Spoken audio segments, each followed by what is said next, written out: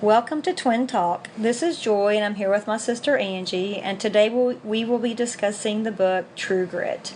True Grit tells the story of Maddie Ross, a 14-year-old girl from Arkansas, who recruits a one-eyed marshal to help her avenge the murder of her father. So, Angie, before we even get started with the book, I think we should let the listeners know a little bit about our background and our connection with this book. So, why don't you tell them a little bit about why we already feel a connection with this book before we even start talking about it? Okay, I guess to begin with, I should give a shout out to our friend Brett, because he texted me one day at work and said, "Hey, why don't you guys do True Grit?" And it was kind of one of those coal miner's daughters moment, where... That's exactly what I was thinking. It was like an epiphany, like, oh, hello, that's the perfect book for us because we already know so much about the background. So True Grit is a very well-known book and a probably even better-known movie, and it's set in Fort Smith, Arkansas, which is, just down the road from us. Right, so, it is not even a 20-minute drive from where we are. When you read through True Grit, as we just did, everything they mention, we're like, oh yeah, I know what he's talking about. He mentions Garrison Avenue. Well, I've been down Garrison Avenue a million times. Exactly. Fort Smith, Arkansas, it's known for being, well, they called it hell on the border. We bordered Indian territory. As kids, most of the schools around here, that was one of your destinations for field trips, as we called them, was to go to Judge Parker's courtroom and to go to the hanging gallows. So this is all, to us, this is stuff that we've been hearing about since we were little kids. Do you remember, I don't know, we were in grade school, and like you said, we visited the courthouse. Didn't they let us go into that basement jail and look around? And it does seem like they did. It's pretty gross. They talk about hell on the border. They talk about that jail being one of the worst, really horrible conditions. And I remember the ceiling was low. Okay, it's a basement jail. You can literally look out these bars almost at ground level. It smelled, it was dank, it was musty, and I thought, ooh, I wasn't even in there 5 minutes and I was ready to get out of there. It was bad. So people who read the book, when you see these descriptions about the basement jail and the river next to the courthouse and the hanging gallows, it's all true. Yes. Every bit of it's very accurate. Yeah, if you ever get a chance to visit Fort Smith, Arkansas, you definitely have to go see the hanging judge's courthouse. They have an exact replica there. They'll give you guided tours. Exact replica of the courtroom. Oh, of the yeah. I mean, it's the original. It's the original courtroom, but they've yeah. restored it to look exactly like it was at the time of Isaac Parker. Yeah. And the thing that's eerie and creepy but fascinating is you can go look at the gallows, and they don't they still have the ropes hanging up there? Yeah, I believe they've kind of redone the gallows as well, and there's like an armory there. Of course, it was a fort. It was an actual army fort, and there's all kinds of history there. It's a great place to go on a day trip. And the park there is beautiful. It's called Bell Point Park that overlooks the Arkansas River, and it's just beautiful. Very pretty. And so we were, like she said, we were very familiar with the streets that were named and the cities that were named. But one thing that I was not familiar with, it was the Winding Stair Mountains. They talked about the gang was hiding out in the Winding Stair Mountains, and that one escaped me. I guess and Podo is another a name that's mentioned in the book a lot, but I'm pretty sure. Yeah, and they mention, all the places in Oklahoma we're familiar with as well. McAllister, Oklahoma. Yes. They kept talking about McAllister Store. Yes. But they're actually referring to the little settlement that eventually did become McAllister, Oklahoma. Yes, and what we also need to let the readers know is we grew up on the Arkansas-Oklahoma border. If our house had been, I believe, the Oklahoma line was 5 miles west of our house. Yeah, sounds about right. More or less as a crow flies. Yeah. So we are very, very close to being Okies. Yeah. But anyway, so that's cool. So that's where this book takes place, is on the Arkansas-Oklahoma border. We live almost right exactly where this book takes place. Yeah. So that's pretty cool. So there's our connection. We're going to start off by talking about the author, Charles Portis. And I'll just go ahead and confess, before this podcast, I had never read the book, and I had never watched either of the movies based on the book True Grit. And I'm kind of like you. Oh, you no, I had never seen either movie. Oh, okay. I didn't know that. It's kind of one of those things where, oh yeah, I know what it's about. I'm not going to watch it or read it. Like we said, because we already know so much about Judge Parker, and we already know so much about the background of. I just kind of felt like I already know what the book's about. I guess I'd heard a little bit about it. So anyway, I read the book now. We're going to talk about both movies in a minute. But I didn't know anything about Charles Portis. You did some research on Charles Portis as well, right? I sent her a YouTube video, and I just want to do a shout out. If you are interested in learning more about Charles Portis, there is a YouTube video called The Greatest Writer You've Never Heard of. It is excellent. And it's his colleagues, his friends, even Dwight Yoakam was on there. Hey, what did you think about Dwight Yoakam on that little documentary? I don't know about you, but the only thing I knew about Dwight Yoakam was that he had long legs and wears tight jeans and sings country music. Right. And I do like yeah, and I do like Dwight Yoakam. I like a lot of his music. But I do too. I had no idea. He is so eloquent and smart, and he's discussing Charles Portis, and you would think you were listening to some professor from a major college or something. I felt like he was I was sitting in some literature class in college. I was thinking, give me a dictionary. I have to look up half the words he's using. I was very impressed with Dwight Yoakam. I know. I was like, I want to look up and see if he has a degree from Harvard. I mean, my gosh. I know. He was very intellectual. Yeah. Anyway, he was born in El Dorado, Arkansas. So see, now we have a connection with the author as well because we're all from Arkansas. And he has been described as one of the most inventively comic writers of Western fiction. Did you think this book was funny? Oh my gosh, yes. It was hilarious. I was not expecting the humor. Okay, and let me put this out there as well. I've never read a Western. Well, unless you count Little Big Man. Okay. I guess I count that as a Western. But I was not expecting it to be so funny. I did not know that he was known for his humor.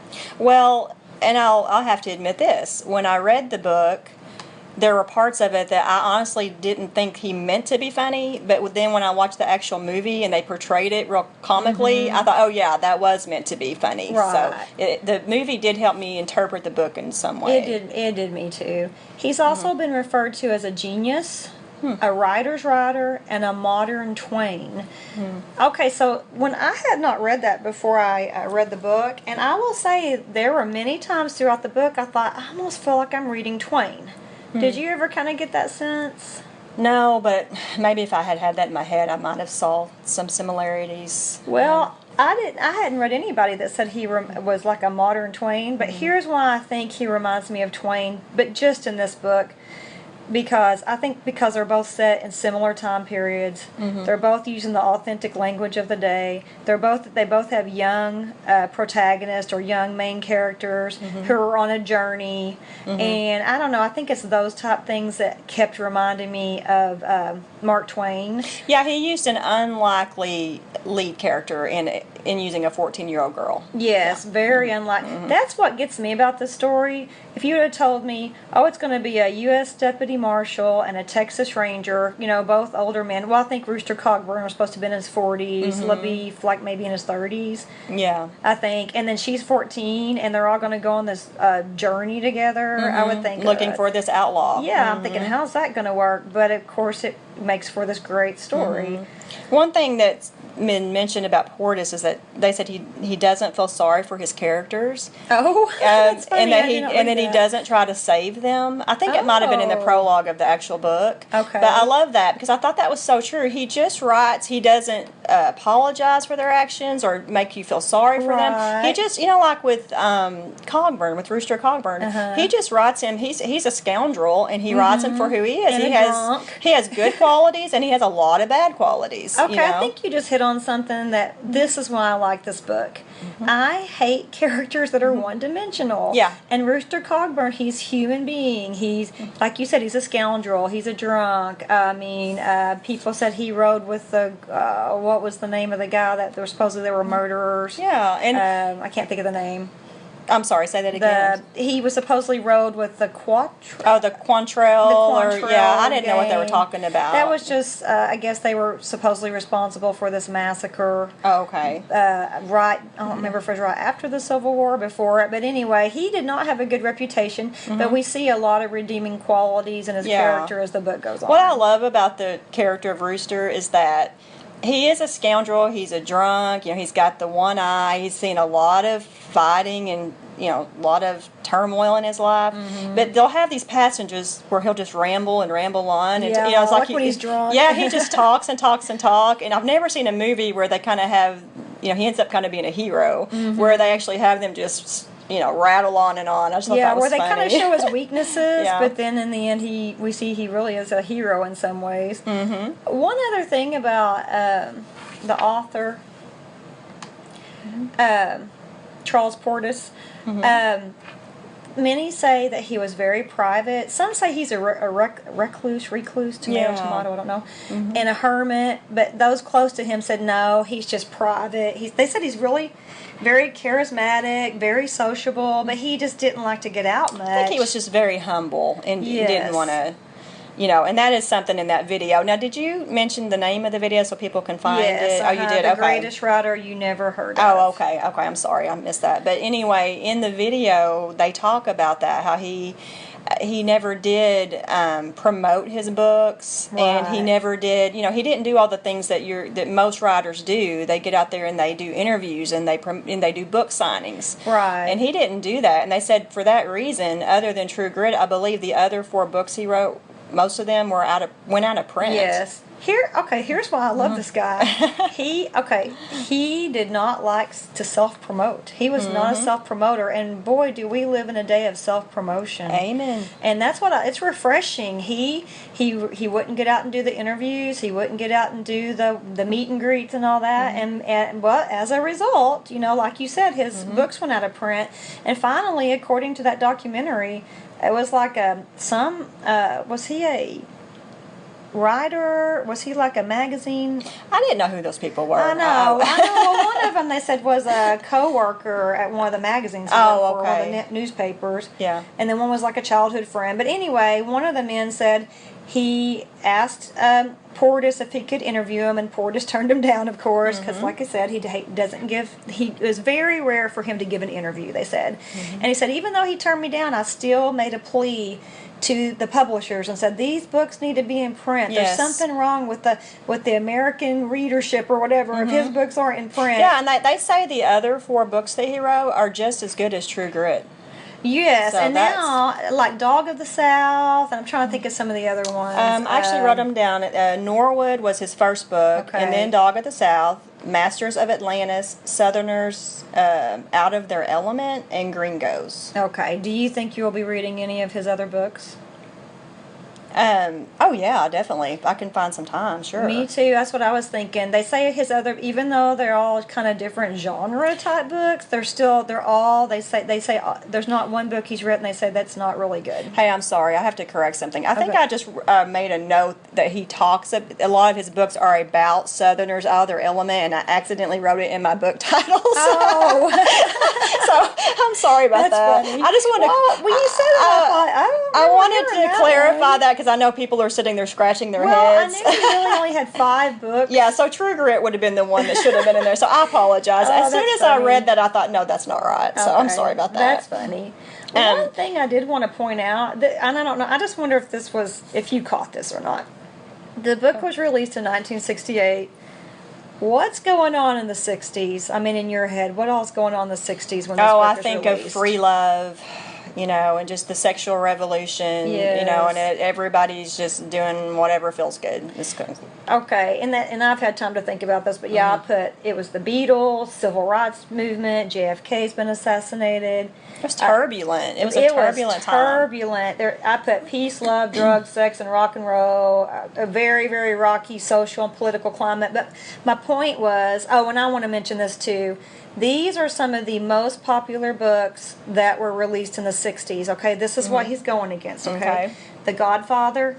Oh. The Outsiders, which was our first podcast. Go check it out. Catch-22, Slaughterhouse-Five, One Flew Over the Cuckoo's Nest. Oh. These are some of the most popular books of the 60s, and enter True Grit. How polar opposite of these books. That's why I'm so astonished that this book did so well. This is like the political and social climate. Now I'm trying to sound like a college professor. But does that kind of blow your mind? That because True Grit was so popular, considering the other books that had come out in the 60s. Yeah, and that's what's so refreshing about this book to me is when you read it, it's just a story. Yeah, it's just a story. It's entertaining. Very simple story. When you read it, you don't come away feeling all anxious or there's nothing just super thought provoking about it. I know, there's no great moral. I don't think there's no. To me, there's no great moral. There's no great earth-shattering things. Right. But you can't. Okay, and this I'm kind of getting ahead of myself. But you can't forget the characters. Right. To me, a great book is when I don't want it to end, and I do not want to say goodbye to the characters. And both of those things happened. I didn't want the book to end. I didn't want to say goodbye to the characters.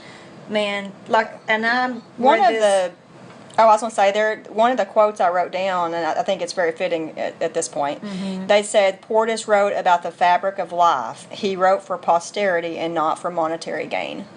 Oh, that almost makes me want to cry. Yeah, so, I mean, and that's kind of what awesome. we're talking about, is he wasn't trying to write the great American novel because he wanted to be rich. He wrote the great American novel, for posterity. Yes, and because he's just an amazing writer, and I think this would be a good time to say, I love this about him.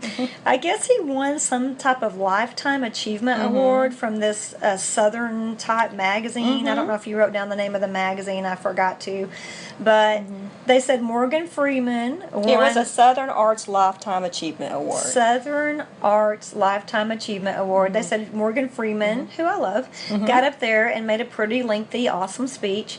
But what did Portis say what did he say when he got up there? I wish I would have written it down. I did not. I wrote it down. Oh, good. He said, well, let me scroll back up here. He said something to the effect of, deserved or not, thank you very much. He thanked it. He said a few names. He thanked a few people, and he went and sat down. Yeah. And Angie, here's what got me. I didn't see what Morgan Freeman had on. I assume he probably had on a black tie. Oh, it's funny you're going to mention this, because I was just getting ready to say. You're going to talk about what he had. You're going to talk about what he wore. Was wearing. Now, you got to understand in this video, these are to me, they look like very cultured Southern elites. They look like everybody probably had on tuxedos. Yes, it looked like a black tie affair. And they even didn't know if he would show up. And the guy who, I guess, was over the whole committee or whatever, he said, we just said, hey, if he doesn't show up, it'll be another great Charles Portis story. But he did show up. I want you to discuss what he had on. Well, I don't know about you, but to me it looked like he had on a white shirt with old man pants on and like a members only jacket or something. Exactly. I'm like, oh my gosh, this is like one of the world's greatest writers, or certainly one of America's greatest writers, at a black tie affair. He's like an older man. Yes, it looked like he had on a members only jacket and old man polyester pants, maybe. Yes, and we're not making fun of him. No. This is cool. It was very cool. It just shows I don't give a flip. Right. I mean, I don't think he's that type of guy. I'm not saying he's like, I don't give a flip, look how I'm dressed. I think that was just his fabric. Yes. Who he really is. He's just humble. I think he's just very unassuming, very humble. Yes. So that right there is another indication that he really doesn't care about the fame and the self-exploitation that so many people aspire to. Yes, and that's why he's one of my new favorite authors. Not just because of these True Grit, which I absolutely love, and I'm going to try to read his other books, but just because he is so humble and unassuming, and he's not caught in the trappings of fame and success and who and I love that about him. Yeah. Okay, I know this is taking a while, but we are going to go ahead and go to the book. So let's start with the title, True Grit. Now, obviously, when I first started reading the book, I thought, okay, well, True Grit, she says she's looking for someone with true grit to help hunt down and avenge the killer of her father. Well, my first thought was, okay, well, Rooster Cogburn is the one that has true grit. But who do you think that the title is referring to? Well, same exact thing. To me, the whole book was about Rooster Cogburn having true grit. And then I think it was you that said, that Maddie's really got grit. And I thought, wait a minute. To me, when he named the book True Grit, it was kind of there was like a little hidden meaning there. I think he was also... It's up for interpretation. Yes, he was also referring to Maddie, who had true grit. I agree. I'm going to read the meaning of grit. There are several definitions out there, but this was my favorite. Grit is bravery, courage, and determination despite difficulty. Well, if you apply that to Maddie, that's every one of those are her. So now I wonder, do you think that was kind of that he kind of misled us to think it was Rooster Cogburn, but really he was thinking that it was really kind of a... You know, he's such really for Maddie. He's such a great author. We can't say no. I mean, yeah, we'll say yeah. Okay. Yeah, he kind of tricks us into thinking it's Rooster, but really it may be more about Maddie. So I think that would be cool if that's true. I don't know. Okay, this is a quote from Newsweek. It says, "True Grit is one of the great American novels with two of the greatest characters in our literature and a story worthy of their greatness." I thought that was kind of sad that it just said two of the greatest characters. Obviously, they're talking about Maddie and Rooster. Yeah, they're not talking about LaBeef. I thought, oh, he was a great character though. I thought he was a great character too, and I'll never forget LaBeef. Yeah. And by the way, you know, in the book, his name is spelled like Labeuf or something like that. Yeah, it sounds French to me. It sounds French. It looks like it would be pronounced Labeuf or something. But I did read one commentary, and they said they think that they mispronounced his name as Labeef, kind of as a to poke fun at him because he's from Texas. Because he's a Texan, and they're associated with cattle. Yeah, so I don't know if that's true or not. But okay, we're going to talk. Usually we don't break down every single character, but we are going to look at the three key characters of the book. And Maddie Ross, what did you think about Maddie? Oh gosh, she's not like any 14-year-old girl I know. Me either. Yeah, I mean, how many girls do we know today that would even come near to doing what she did? Her father is killed. She sets out to avenge her father's killer. She goes on her own, you know, to find a U.S. Marshal. Yeah, it seems very unbelievable, but that's what the first paragraph of the book says. Most people would think it's unbelievable, but it wasn't so rare at that time. Or maybe. You know, she goes and gets her dad's possessions, and one of his possessions is a gun that's so big she can barely hold it. Right. And that's what she sets out with, is this gun. And I think the book even says that's her goal, is she's going to find him and she's going to make him pay. As a matter of fact, she said something about she hopes he roast in hell or something like that. I mean, she wants him dead. Which is funny because, you know, she's the Christian in the book, and she's kind of the civilizing force, is one quote I read. Like, she kind of helps civilize Rooster and LaBeef a little bit. But yeah, apparently she has more of an eye for an eye theology here than forgiveness. But I agree. I just think, how many 14-year-olds do you know? But I love the fact that he made the heroine, the key character, a female. I can't think of any westerns off the top. I'm sure they're out there, but off the top of my head, I can't think of any westerns where a female is the hero, the heroine. I can't either, but I just love how she, no matter what, she would not give up. No one would take her seriously. You know, they looked at her as a young girl, but no matter what they did, they couldn't shake her. You know, they even tried to, you know, they tried to leave without her, cross the Arkansas River, but she goes ahead and just plunges into the river with her horse, swims across the other side. Then they try to leave her over in Oklahoma. And I may be getting ahead here, but or they try to leave her in Arkansas. Well, I mean, even when they get to the other side, you're right. You know, she stays behind them for a ways, and then they try to ambush her. And anyway, no matter what she goes through, she doesn't give up. And once again, I think that's why the title is truly referring to her and not Rooster Cogburn. To me, she showed more grit than anybody. Yeah. She did. Well, I take that back. I don't know. He did ride Little Blackie until he broke down. Yeah. And then he carried her. And he had to go into the cave and save her. I feel like it was both of them. Okay, maybe it's a tie. Maybe it does refer to both of them. And actually, LaBeef, he showed a lot of true grit. Yes, he did. So maybe true grit refers to all three characters. It's a book about grit. We'll never know. We will never know. Yeah. Okay, now this is interesting. We're going to go on to Rooster Cogburn, but I did do some research. There is someone in Arkansas. Well, I don't know if they're in Arkansas, but it's not too far. I can't remember what state they're in, but they claim that he's based on their great-grandfather, whose name was Rooster Cogburn. Oh, you're kidding. It's very interesting. And then other people say, no, he was based on a one-eyed marshal named Heck Thomas. Heck Thomas is a real famous U.S. Marshal that supposedly brought in some of the toughest criminals ever off the frontier. Joy, I don't know if you were going to mention this or not. Sorry to butt in, but we need to mention that Fort Smith is the home of the U.S. Marshals Museum. Oh, I forgot. Is it finished? They've been building it for a while They've been building it for a while, and there was this big campaign that there was at the time that they did not know where the U.S. Marshals Museum was going to be built. Right. So there were cities all throughout the United States who campaigned or lobbied for it.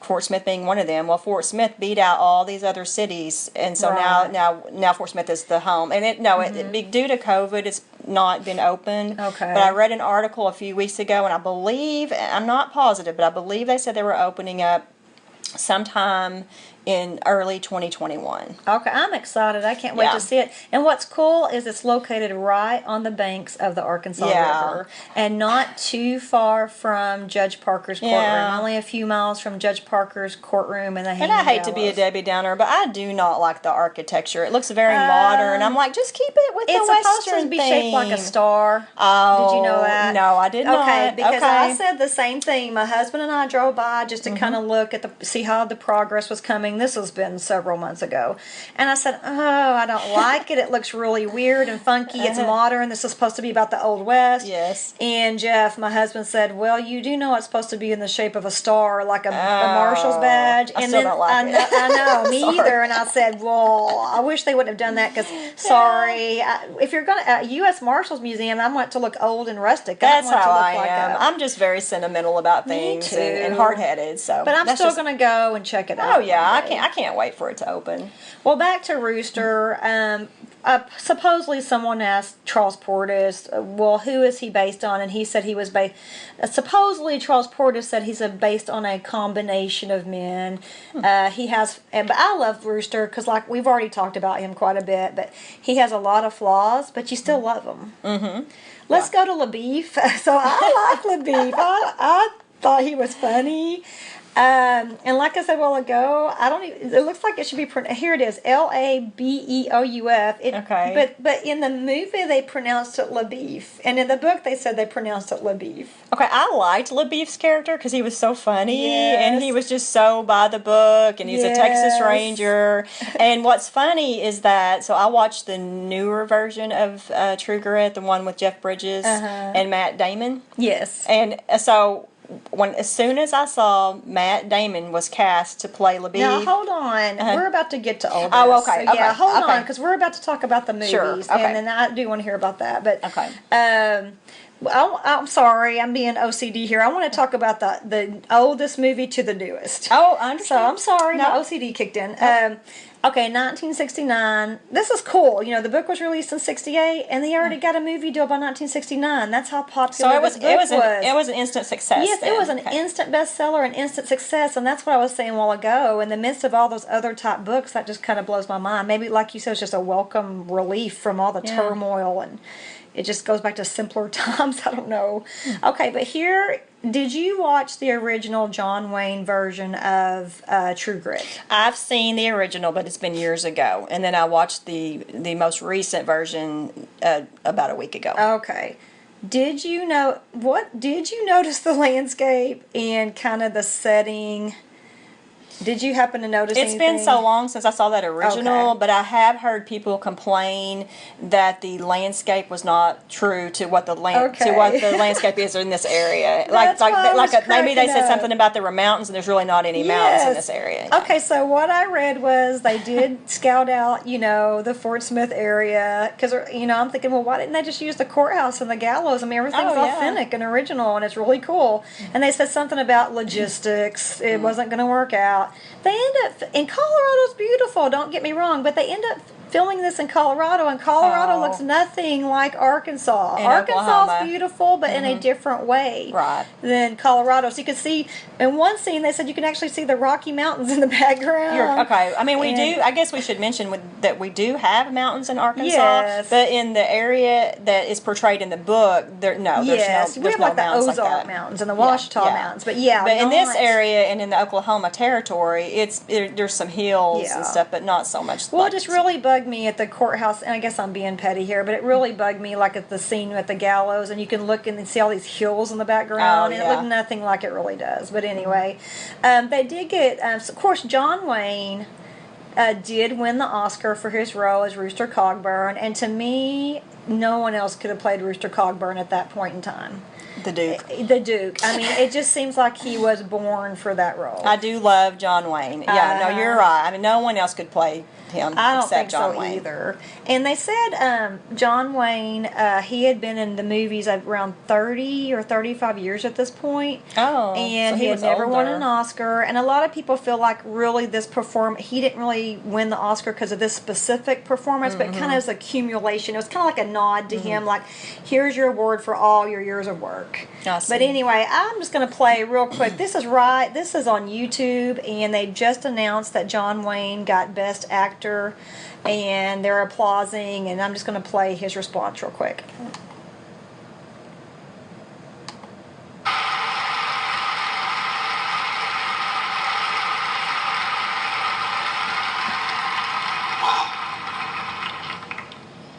Known that, I'd have put that patch on 35 years earlier.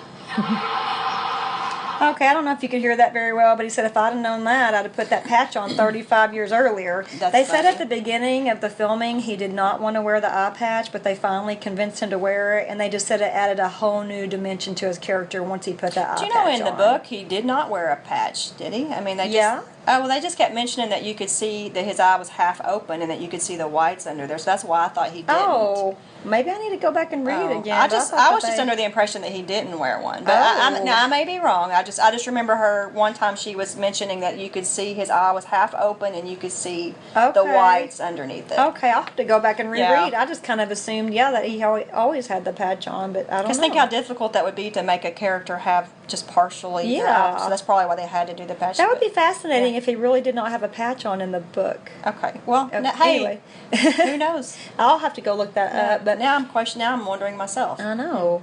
Glenn Campbell played LaBeef in the original movie, and here's another connection. Glenn Campbell's also a fellow Arkansan, and they said John Wayne hated, or not him, it was the director, Henry Hathaway. They said they hated his performance, but they had to have him to get the title song, which was also nominated for an Oscar. Really? And really, I love Glenn Campbell. I like his music, but yeah, I agree. Like, just watching that movie, it was pretty painful watching him.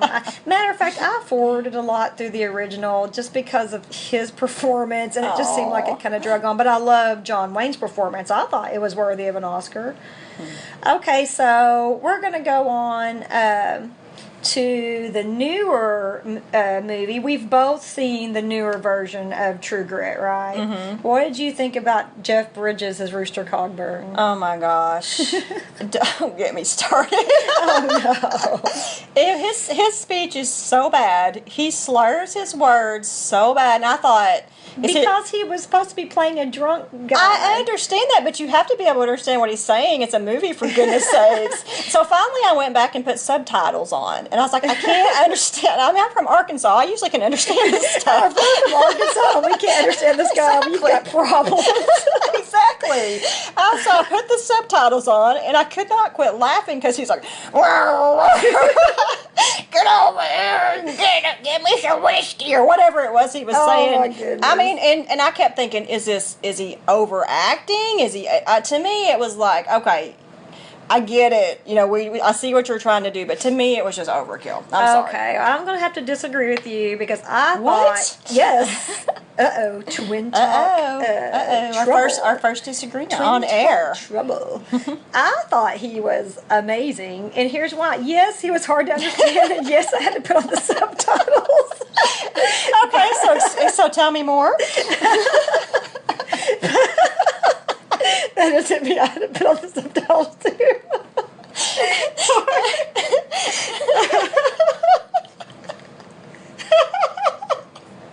I'm going to edit this out. But here's the deal. I need to tell the listeners you only had 3 hours of sleep. That's part of the problem. Yeah, I haven't had much sleep. But here's what makes it so funny. The Coen brothers, one thing that they remarked about working with him was they said one of the questions he would ask is how much has he had to smoke and how much has he had to drink before each scene, referring to Rooster Cogburn. Oh, like they wanted to be authentic to the book? Yeah, because he said that affects his voice. And so that's why I thought it was amazing, because to me, he really sounded like a slurring old drunk guy. And he was so in character, and that's why I couldn't understand him. Oh my goodness! Oh, he was very convincing. Okay.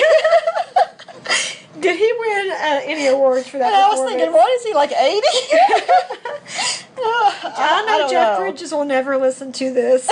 But Jeff Bridges, this is Joy. And Joy thought you did a good job, and Angie is the one making fun of you. So you can call me anytime and we can discuss your performance because it was Oscar I'm sure he'll be knocking at my door tomorrow, so I'm not too worried about it. Oh, now this is cool. And this is, even though you weren't crazy about his performance, I think you will have to appreciate this. One fact that I read during the research here was that John Wayne, you know, they're in the big field and he's facing all the outlaws and he puts the reins in his mouth and he charges at the bad guys. He was actually on a truck. And Jeff Bridges actually was on a horse. Oh, we got to get together. Okay.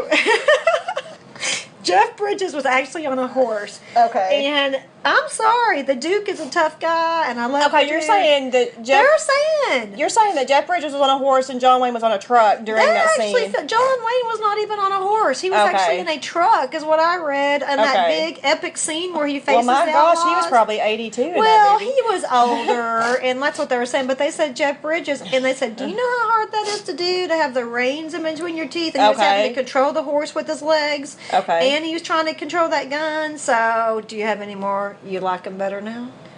You have more respect for him? Okay, I can't deny respect for a man who's that age, has the reins in his mouth, and he's charging on a horse. Yeah, definitely got some new respect there. Okay, now I'm the same as you, and I'm sorry I cut her off a while ago, but I knew we were going to be talking about this later. Matt Damon, when I saw he was LaBeef, I was like, what? This kid from Boston is going to try to play LaBeef? Oh, my first thought was, crap, that just ruined the movie. I seriously thought that. Don't get me wrong, because I love Matt Damon. He is like, I love him. There are so many movies that I absolutely love him. Yeah, I do too, but I never pictured him in that role. Yes, but I was like, not as LaBeef. He will never pull this off. Well, guess what? Yeah.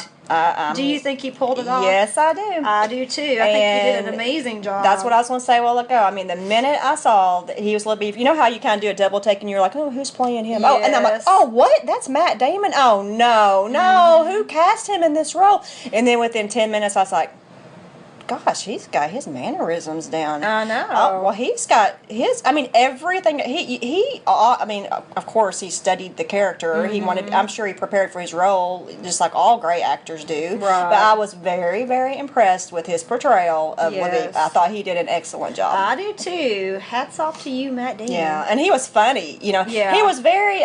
You know, when you kind of self-debasing. Yes. You know, he was really funny in that he was very prideful and that he was a Texas Ranger. Yes. But at the same time, he kind of also had this a little bit of this self-debasing quality about him. You may not agree with that, but that's kind of how I view it. I'd have to go back and reread the passage. Because he was very arrogant, but at the same time, you could see a little bit of self-doubt would creep through sometimes. So. Okay, well, right now we are going to read. I'm going to read a favorite passage from the book, and then I'll let you go first. But I will say before I read mine, that was one of my favorite things about the book, was this kind of rivalry between Rooster and Maddie against the Texas Ranger. Yes. Because, okay, we have relatives who live in Texas, and, you know, I love Texas, but you know how they say everything's bigger and better in Texas, blah, blah, blah. And honestly, if I ever had to move, Texas would probably be one of my first choices. I think it'd be a cool state to live in. But it does seem like the few people I've known from Texas have that mentality of, like I said, everything in Texas is bigger and better, everything's better than Arkansas. So there is kind of this rivalry. So that's why I loved how they were just some of the passages of rivalry between, you know, you've got this U.S. Deputy Marshal and this girl from Arkansas kind of trading wits with this Texas Ranger, and that's the passage I'll just go ahead and read it so I'll talk about it. And Maddie's always very high on, you know, she's always talking about the good people of Arkansas. Oh, yeah. You know, And one other thing I want to mention, I thought this was a really genius comic thread throughout the book. Every time Maddie was thought she was going to get in trouble or she's in some sort of trouble, I'm going to sick my lawyer dad up from Dardanelle, Arkansas on you. And I just thought that was funny how she almost pulled him out like a gun, you know. That was her weapon of choice. Lawyer dad. Yes, I thought that was so funny because I feel like people still do that today. Like, but anytime she was in a scrape or she was upset, she would always mention Lawyer Daggett, how she had him on her side and that he was either there to defend you or prosecute you. And honestly, at the beginning of the book, I thought, oh, she's just making this guy up. But he really was for real. He was a real person, yeah. Okay, so this is one of my. There are many funny exchanges between Rooster and LaBeef, but this one I thought was really funny. So LaBeef was rubbing down his shaggy pony. He said, "You are lucky to be traveling in a place where a spring is so handy. In my country, you can ride for days and see no groundwater. I have lapped filthy water from a hoof print and was glad to have it. You don't know what discomfort is until you have nearly perished for water." Rooster said, "If I ever meet one of you Texas waddies that says he never drank from a horse track, I think I will shake his hand and give him a Daniel Webster cigar." "Then you don't believe it?" asked LaBeef. "I believed it the first 25 times I heard it." "Maybe he did drink from one," said I. "He is a Texas Ranger."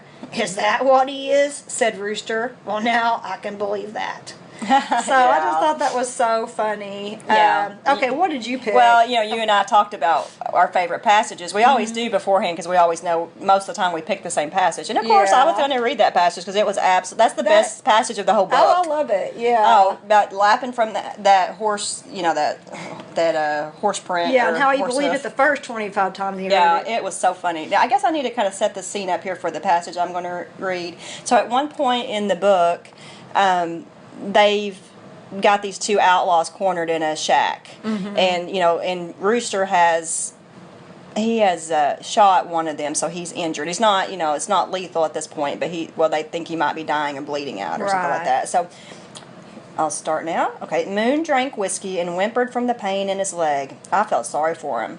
Once he caught me stealing glances at him, and he said, "What are you looking at?" It was a foolish question, and I made no reply. He said, "Who are you? What are you doing here? What is this girl doing here?" I said, "I am Mattie Ross of Dardanelle, Arkansas. Now I will ask you a question. What made you become a stock thief?" He said again, "What is this girl doing here?" Rooster said, "She's with me." "She is with both of us," said LaBeef. Moon said, "It don't look right to me. I don't understand it." I said, "The man Cheney, the man with the marked face, killed my father. He was a whiskey drinker like you. It led to killing in the end. If you will answer the marshal's questions, he will help you. I have a good lawyer at home, and he will help you too." "I am puzzled by this," Quincy said. "Don't get to jawing with these people, Moon." I said, "I don't like the way you look." Quincy stopped his work. He said, "Are you talking to me, Runt?" I said, "Yes, and I will say it again. I don't like the way you look, and I don't like the way you are cutting up that turkey. I hope you go to jail. My lawyer will not help you." Quincy grinned and made a gesture with the knife as though to cut me. He said, "You are a fine one to talk about looks. You look like somebody has worked you over with an ugly stick." Right there is a good example of just how well he used dialogue in the book, and just how rich the language is, and how funny she is. She's just so frank and forward, and she doesn't hold back, and she's just so sure of herself. In that one passage, if you notice, she mentioned that she had a good lawyer that could help him, and then when they kind of got in a little tiff, it was like, my lawyer's not going to help you. Oh yeah, and as soon as things don't go her way and he says something mean to her, oh, he's not going to help you after all. Okay, so wrapping things up a little bit, what is it that makes, we both think this is an awesome book, but what is it, do you think, that makes this book so good? Well, for one thing, it's not a true book. It's fiction, but in my mind, that conceivably could happen, even though some of it's a little far-fetched, I will say this, though. In my research, the story about how her dad got killed, that's based on a true story. Oh. Not the girl coming to avenge his death, but how he was in Fort Smith and the other guy was playing cards. That's based on a true story. Falling into the snake pit is based on a true story. Oh. The Ned Pepper, he's based on a real character. A lot of these characters and stories are true, but he just interwove them onto one big kind of fictional story. Okay, so that's what I felt like as I was reading the book. I felt like there were a lot of elements that felt real to me. Yes. Like I felt like, yes, this all could conceivably happen. Yes. But then you throw in these characters, these larger than life characters, and it's just entertaining to me. And I love the humor in the book. That's what would make me read the book again. Is just to go back and reread some of the humorous moments in it. Me too. I just think they say two of the great literary characters, but I'd say three. I love LaBeef. Mm-hmm. So I would say memorable characters that I don't want to say goodbye to and won't ever forget. The dialogue, just the rich language of that day and time, it just is I loved it. Okay, so that leads into we're going to rate the book. Okay. And yes, you have to be a rocket scientist to figure out the rating system this time. You want to take a guess? Oh, I wish I'd have thought about it before we started this. See, True Grit. Was it something to do with those biscuits they were shooting up there? It's going to be pretty obvious once you hear it. Okay. I don't know. Okay. How many roosters do you give this book? Okay. I'm going to have to give it 5 roosters. Cock-a-doodle-doo. Cock-a-doodle-doo. Yeah, me too. Yeah. I'm going to give it 5 roosters because I absolutely love the book, and I just cannot believe I have never read this book until now. I know. I know. Thank you, Brett, for thank you, Brett, recommending for the suggestion. Mm-hmm. Recommending something that should have been just very obvious to us, but it wasn't. Yep. All right, I just have 6 trivia questions for you. In True Grit, what was Rooster's real name? Oh, you're kidding me.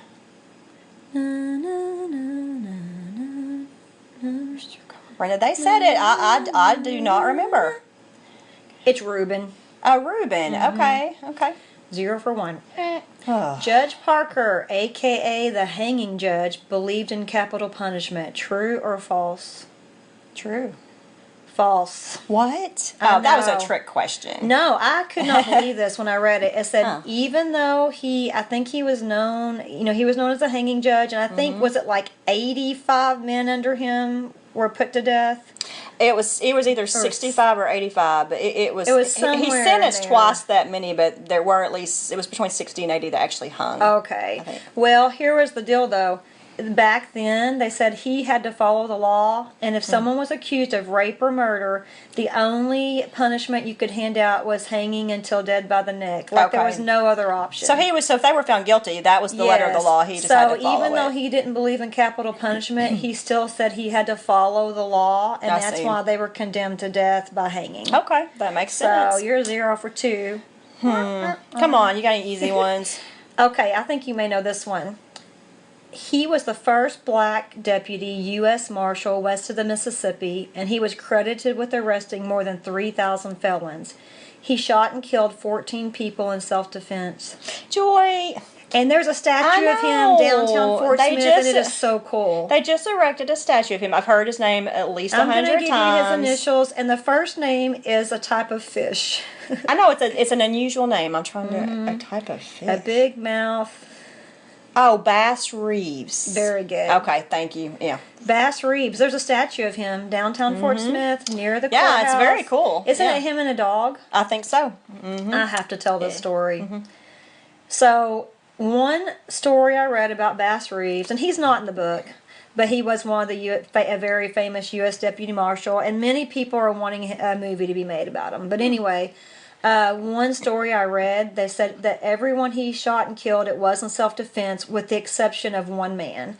And the story goes that a little puppy dog had been following Bass Reeves around while he was working, and he trained the little puppy to stand on its little hind legs and ask for food. Aww. And so one day, he said they were all, I don't know, they were out on the trail somewhere, and there was a camp cook, and they said Bass Reeves was cleaning his gun.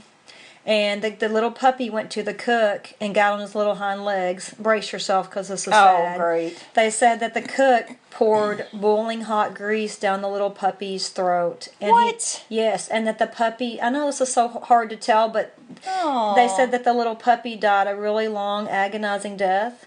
And that's just cruel. But here's the part.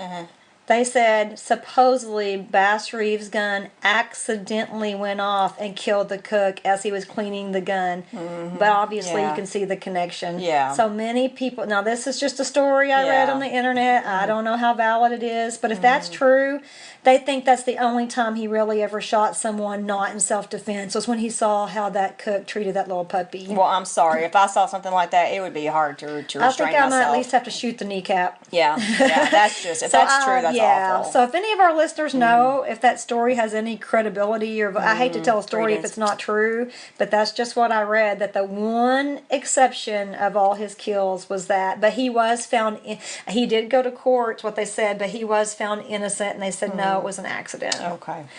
Okay, which of the following were not considered for the part of Maddie Ross in the original True Grit movie? Was it Mia Farrow, Karen Carpenter, Sally Field, or Audrey Hepburn?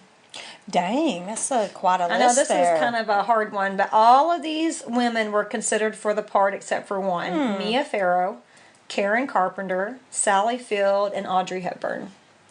I mean, I'm just going to go with Karen Carpenter because she was a singer. Well, that's funny you said that because they said John Wayne saw her in a talent show and he really liked her and he suggested her and they said no, she doesn't have any acting experience. Oh. So actually it was Audrey Hepburn. Oh, okay. All the others were considered and either turned down the part or weren't able to do it because they had other obligations. Okay. How old was Kim Darby when she played the role of Maddie Ross?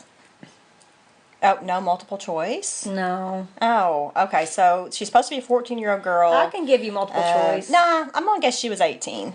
Okay, she was actually 21. Oh. And she had already had a baby. Oh. When I read that, I was in disbelief. She looks like a little bitty girl in the movie. So I know a lot of actors are older that play younger parts, but that's crazy.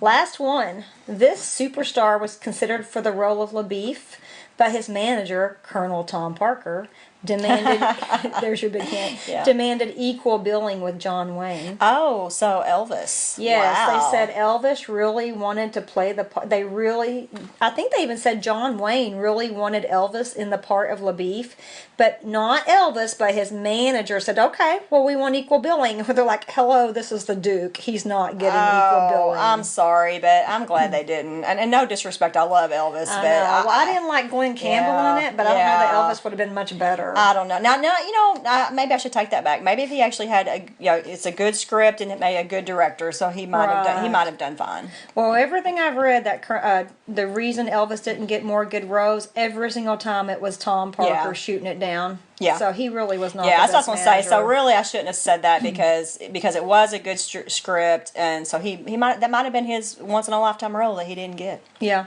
That's what they were saying. Yeah, that was one of the bigger roles that he could have probably been okay. Yeah, that's kind of sad to think about that.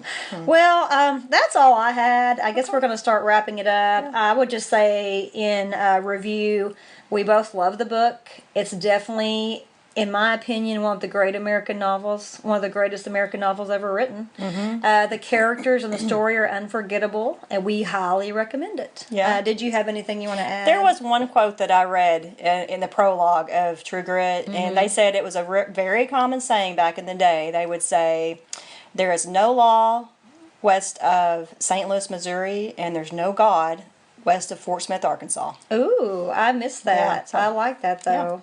Yeah, and if you do happen to read the Audible version of True Grit, the lady, I can't think of her name, but she did a wonderful job. Oh, yeah, she did. And she actually wrote an essay about True Grit, and I thought it was really good. Yes, I would highly recommend listening to that. If you really want to...